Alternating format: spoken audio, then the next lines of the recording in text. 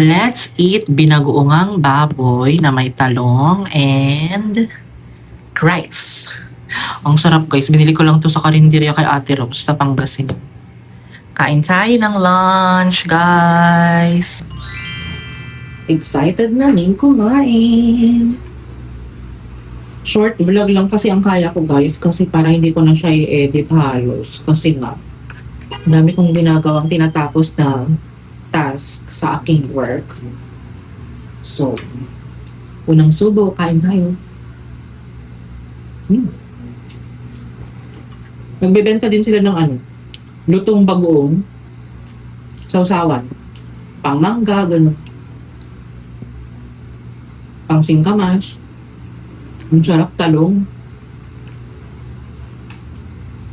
Manamis-namis siya na medyo,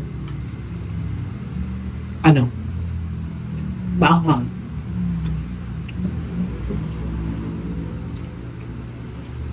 May green na sili. Maanghang ba itong sili nila?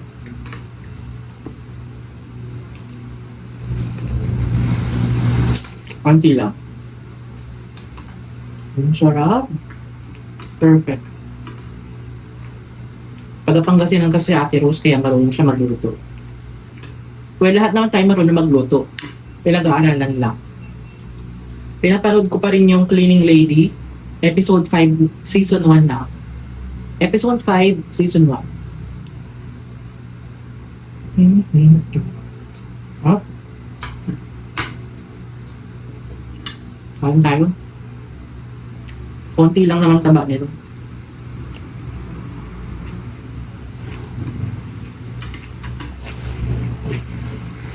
Naloka ko sa nag-away kanina. Mahirap maging matapang na wala sa lugar.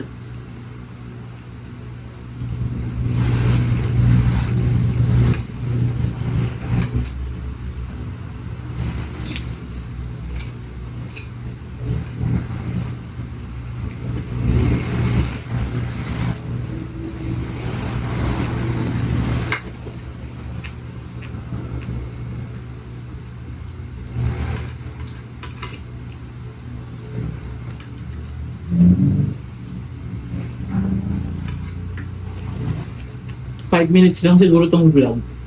Pero kinakat ko kasi yung mga background noise. Kasi ang ingay sa tenga.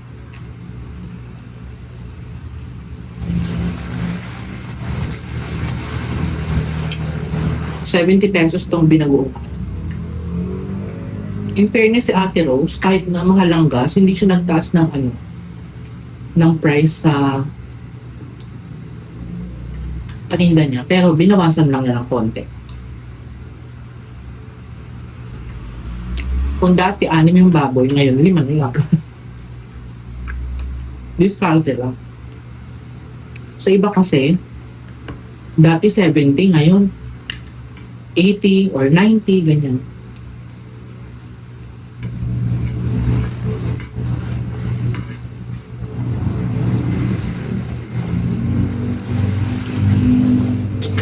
Gusto ko rin ng ganitong business karinderya. May ulam ka na, may pagkain ka na, may business ka pa. Diba? What do you think, guys? Is it good business, karinderya?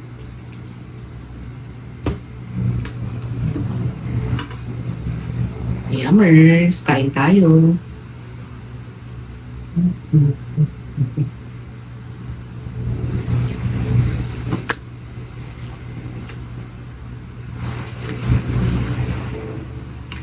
May sili, perfect.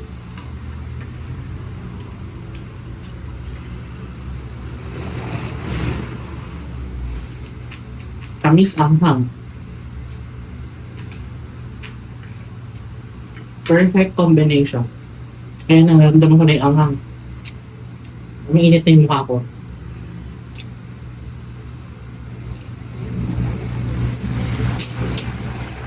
Ang sarap ng talong. Sa binagoongan talaga, perfect ang talong, no?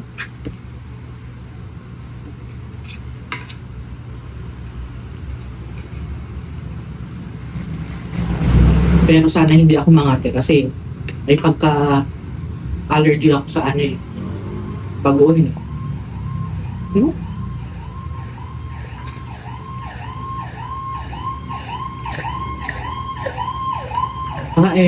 Kain tayo.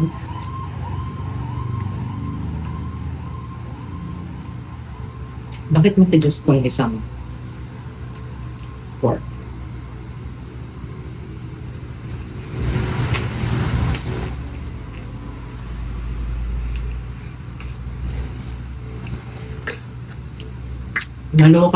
Naloka ako dun sa napanood ko yung lalaki na lumok niya yung wire ng braces niya. Sorry na. Kumakain, pinag-uusapan braces.